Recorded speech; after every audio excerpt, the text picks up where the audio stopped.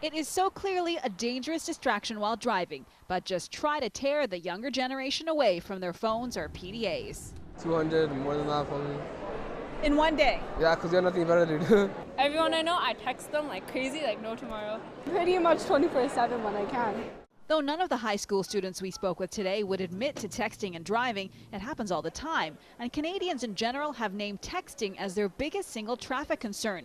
One Fraser Valley woman has made it her mission to end distracted driving, starting with the most vulnerable group, young drivers. Her Drop It and Drive campaign isn't just about your cell phone. It can include eating or drinking coffee, driving with a pet in your lap. And one Surrey RCMP officer who's been in the traffic section for more than 2 decades says it's shocking what he's witnessed. Drinking a coffee and reading a newspaper all at once. That I've seen personally and given her a ticket for that. Drinking a hot coffee. If you have to stop suddenly, where's that coffee going to end up? It's probably going to end up in your crotch. And I defy you to be able to control your car when you have hot liquid in your crotch.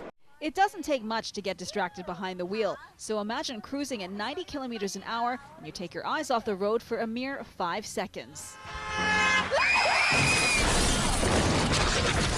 It's like driving the length of a football field completely blind. And I think people just don't recognize how quickly 5 seconds goes by, but when you're driving, how far you can travel in that time.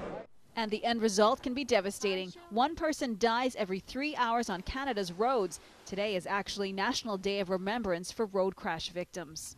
We really think that you should be thinking about all various types of distractions and realizing that driving is a very complex task that requires your full attention. So keep your hands on the wheel and your eyes on the road. That car is a weapon, and it can cause damage to anything out there, including yourself and other people. And it's not just that, the other people, it's the families around that and all the people you involve when you crash and get yourself seriously hurt, or worse thing, getting into a fatality.